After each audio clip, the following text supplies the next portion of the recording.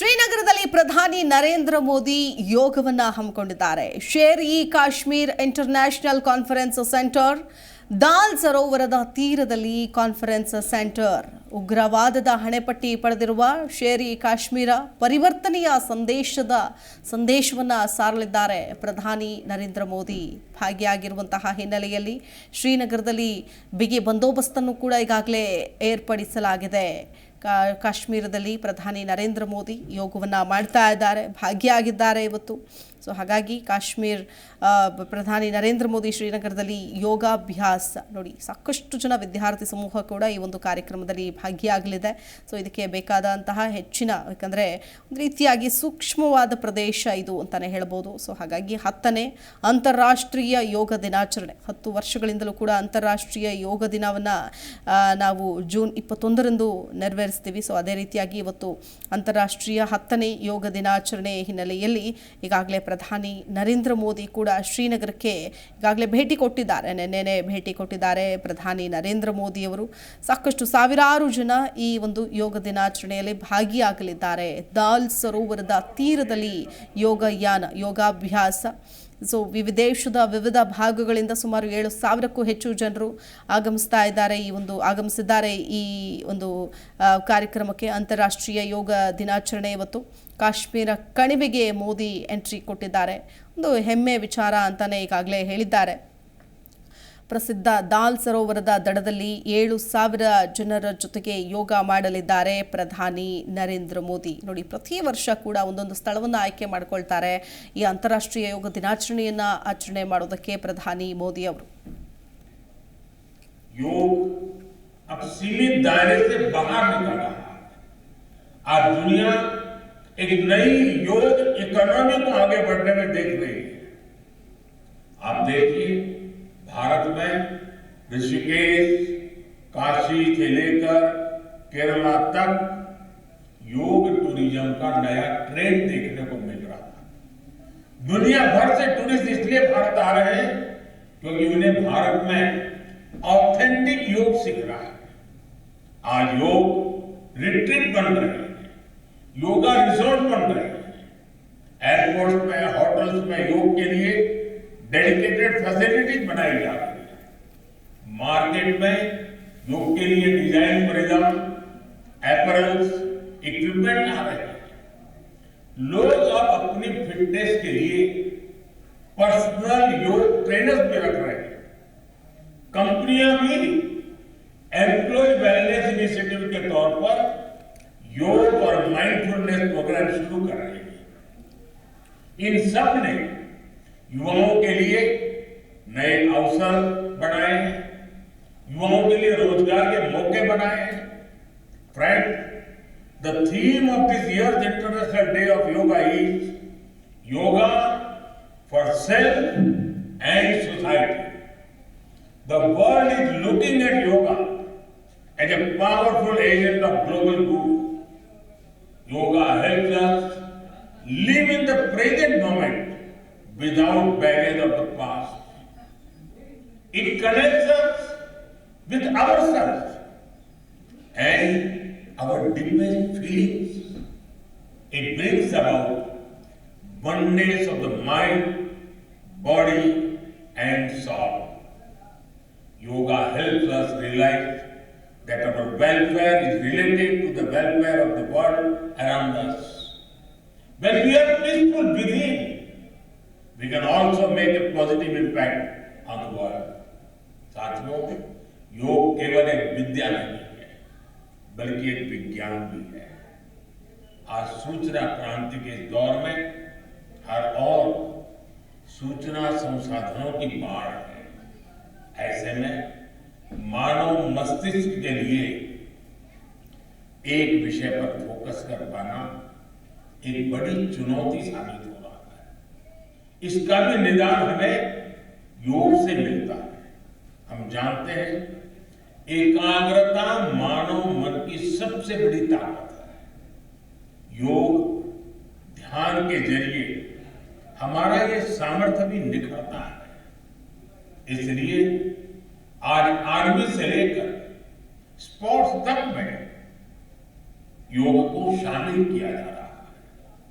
Space progress में भी जो एस्ट्रोनॉट्स को ट्रेनिंग दी जाती है उन्हें भी योग और ध्यान की ट्रेनिंग दी जाती है। इससे प्रोडक्टिविटी भी बढ़ती है, सहन शक्ति भी बढ़ती है।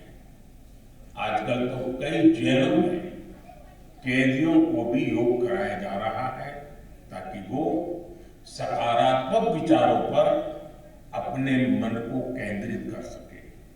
यानी योग समाज में सकारात्मक बदलाव के नए रास्ते बना रहा है।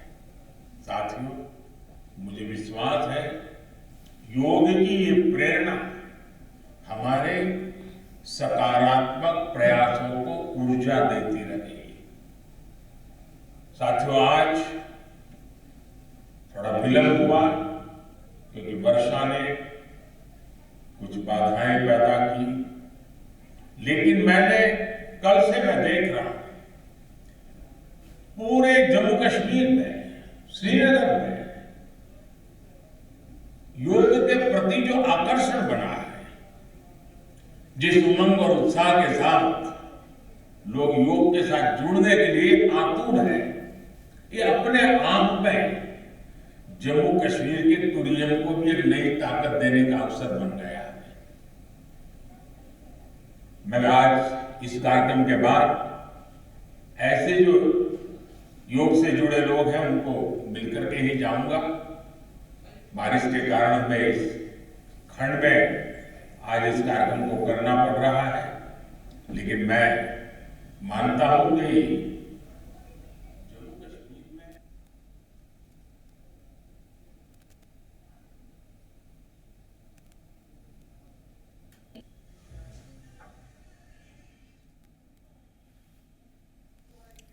ಇವತ್ತು ಪ್ರಧಾನಿ ನರೇಂದ್ರ ಮೋದಿ ಅವರು 10ನೇ ಅಂತಾರಾಷ್ಟ್ರೀಯ ಯೋಗ ದಿನಾಚರಣೆಯ ದಿನದಂದು ಕಾಶ್ಮೀರದಲ್ಲಿ ಹೋಗಿ ಈ ಒಂದು ಯೋಗ ಆಚರಣೆಯನ್ನು ಮಾಡ್ತಾ ಇದ್ದಾರೆ, ಯೋಗಾಭ್ಯಾಸವನ್ನು ಮಾಡ್ತಾ ಇದ್ದಾರೆ. ಸುಮಾರು 7,000ಕ್ಕೂ ಹೆಚ್ಚು ಜನ ಇವರ ಜೊತೆಗೆ ಪಾಲ್ಗೊಳ್ತಾ ಇದ್ದಾರೆ. ಪ್ರಧಾನಿ ಮೋದಿ ಜಮ್ಮು ಕಾಶ್ಮೀರದ ಜೊತೆಗೆ ಒಂದು ವಿಶೇಷವಾದಂತಹ ನಂಟು ಹೊಂದಿದ್ದಾರೆ. ಯಾಕಂತಂದರೆ ಇಲ್ಲಿ ಬಹಳ ಸೂಕ್ಷ್ಮವಾದ ಪ್ರದೇಶ ಇದು. ಸೊ ಈ ಕಾರಣಕ್ಕೋಸ್ಕರನೇ ಈಗ 10ನೇ ಅಂತಾರಾಷ್ಟ್ರೀಯ ಯೋಗ ದಿನವನ್ನು ಶ್ರೀನಗರದಲ್ಲಿ ಆಚರಿಸೋದಕ್ಕೆ ಅಂತ ಇವತ್ತು ಆಯ್ಕೆ ಮಾಡಿಕೊಂಡ್ರು.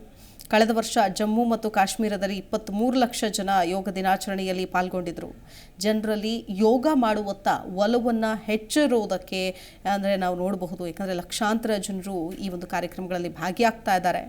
ಒತ್ತಡ ಮುಕ್ತ ಜೀವನಕ್ಕಾಗಿ ಜನರು ಯೋಗದತ್ತ ಒಲವು ತೋರ್ತಾ ಇದ್ದಾರೆ ಅನ್ನೋ ಅಭಿಪ್ರಾಯವನ್ನು ಕೂಡ ವ್ಯಕ್ತಪಡಿಸ್ತಾ ಇದ್ದಾರೆ. ಜೊತೆಗೆ ಯೋಗವನ್ನು ಅಂತಾರಾಷ್ಟ್ರೀಯ ಮಟ್ಟದಲ್ಲಿ ಇನ್ನಷ್ಟು ಪರಿಚಯಿಸಬೇಕು, ಇನ್ನಷ್ಟು ಹೆಗ್ಗಳಿಕೆಗೆ ಪಾತ್ರವಾಗಬೇಕು ಅನ್ನುವಂಥ ನಿಟ್ಟಿನಲ್ಲಿ ಪ್ರಧಾನಿ ನರೇಂದ್ರ ಮೋದಿ ಅವರು ಯೋಗ ದಿನಾಚರಣೆ, ಅಂತಾರಾಷ್ಟ್ರೀಯ ಯೋಗ ದಿನಾಚರಣೆಯ ದಿನ ಈ ಒಂದು ಬೇರೆ ಬೇರೆ ಪ್ರದೇಶಗಳಿಗೆ ಹೋಗಿ ಯೋಗವನ್ನು ಅಭ್ಯಾಸ ಮಾಡ್ತಾರೆ. ಇವರ ಜೊತೆಗೆ ಲಕ್ಷಾಂತರ ಜನ ಸೇರ್ಕೊಳ್ತಾರೆ. ಎಷ್ಟೋ ಜನ ಹೊಸದಾಗಿ ಯೋಗ ಮಾಡೋದಕ್ಕೆ ಶುರು ಮಾಡ್ತಾರೆ. ಈ ಒಂದು ಪ್ರೇರೇಪಣೆಯಿಂದ ಶ್ರೀನಗರದ ದಾಲ್ ಸರೋವರದ ತಟದಲ್ಲಿ, ನದಿಯ ತಟದಲ್ಲಿ ಮೋದಿ ಯೋಗಾಭ್ಯಾಸವನ್ನು ಮಾಡ್ತಾ ಇದ್ದಾರೆ. ಸೊ ಹಾಗಾಗಿ ಇದೊಂದು ರೀತಿಯ ಪ್ರೇರೇಪಣೆ ಅಂತ ಹೇಳ್ಬೋದು. 10ನೇ ಅಂತಾರಾಷ್ಟ್ರೀಯ ಯೋಗ ದಿನಾಚರಣೆ ಕೇಂದ್ರಾಡಳಿತ ಪ್ರದೇಶ ಇದು ಜಮ್ಮು ಮತ್ತು ಕಾಶ್ಮೀರದ. ಶ್ರೀನಗರದಲ್ಲಿ ಈಗಾಗಲೇ ಎಲ್ಲ ಸಿದ್ಧತೆ ಮಾಡಿಕೊಳ್ಳಲಾಗಿತ್ತು, ಭದ್ರತೆಯನ್ನು ಕೂಡ ಮಾಡಿಕೊಳ್ಳಲಾಗಿತ್ತು. ಸೊ ಇವತ್ತು ವಿಶ್ವ ಪ್ರಸಿದ್ಧವಾದಂತಹ ದಾಲ್ ಸರೋವರ ಇದು ಸಾಕಷ್ಟು ಫೇಮಸ್. ಈ ಒಂದು ಸರೋವರದ ತಟದಲ್ಲಿ ನಡೀತಾ ಇರುವಂತಹ ಯೋಗ ದಿನಾಚರಣೆ ನರೇಂದ್ರ ಮೋದಿ ಪಾಲ್ಗೊಂಡಿದ್ದಾರೆ. ದೊಡ್ಡ ಹಂತದ ಒಂದು ಬಿಗಿ ಭದ್ರತಾ ವ್ಯವಸ್ಥೆಯನ್ನು ಕೂಡ ಇಲ್ಲಿ ಕೈಗೊಳ್ಳಲಾಗಿದೆ. ನಿನ್ನೆ ಸಂಜೆನೇ ಶ್ರೀನಗರಕ್ಕೆ ಆಗಮಿಸಿದರು ಪ್ರಧಾನಿ ನರೇಂದ್ರ ಮೋದಿ ಅವರು ಈ ಒಂದು ಕಾರ್ಯಕ್ರಮದಲ್ಲಿ ಭಾಗಿಯಾಗುವುದಕ್ಕೆ. ನೋಡಿ, ಲೋಕಸಭೆ ಚುನಾವಣೆ ಫಲಿತಾಂಶದ ನಂತರ ಪ್ರಧಾನಿ ನರೇಂದ್ರ ಮೋದಿ ಅವರು ಒಂದು ಮೊದಲ ಕಾಶ್ಮೀರ ಪ್ರವಾಸ ಇದು ಅಂತಲೂ ಹೇಳ್ಬೋದು. ಕಣಿವೆ ರಾಜ್ಯ ಅಂತಲೇ ಹೆಸರಾದಂತಹ ಜಮ್ಮು ಕಾಶ್ಮೀರ ವ್ಯಾಪಕ ಕಟ್ಟೆಚ್ಚರ ಕೂಡ ವಹಿಸಲಾಗಿದೆ. ಯಾಕಂದರೆ ಒಂದು ಕಡೆ ಉಗ್ರರ ದಾಳಿಯ ಭೀತಿ ಇದ್ದೇ ಇರುತ್ತೆ. ಇಲ್ಲಿ ಶ್ರೀನಗರದಲ್ಲಿ ಡ್ರೋನ್ ಮತ್ತು ಕ್ವಾಡ್ ಕಾಪ್ಟರ್ಗಳನ್ನು ಹಾರಾಟವನ್ನು ನಿಷೇಧ ಮಾಡಲಾಗಿದೆ. ಇದೇ ಸಂದರ್ಭದಲ್ಲಿ ದಾಲ್ ಸರೋವರದ ತಟದಲ್ಲಿ ನಡೀತಾ ಇದೆ ಮುಖ್ಯ ಕಾರ್ಯಕ್ರಮ.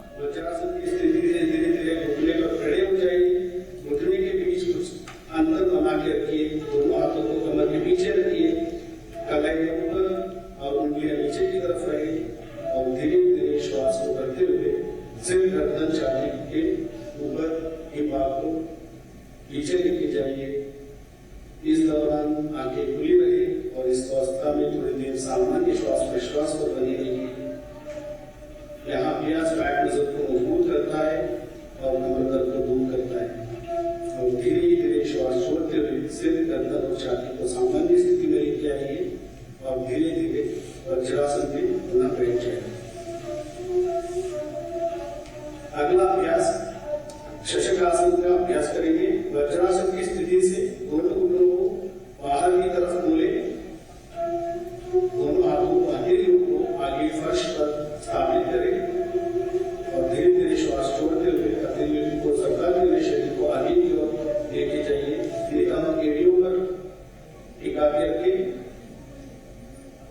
छाती को तर्ती पर स्थापित करें और सामान्य श्वास प्रश्वास पर इस अवस्था में थोड़ी देर बनी रहिए। यहाँ अभ्यास फेफड़ों की कार्यक्षमता को बढ़ाता है, अपर बैक मसल को मजबूत करता है और धीरे धीरे श्वास बढ़ते हुए दोनों हाथों को सरकाते हुए शरीर के पास लेके आए और दोनों हाथों को घुटने पर स्थापित करें और विश्राम कीजिए। यहीं से हम उत्थान मंडूकासन का अभ्यास करेंगे।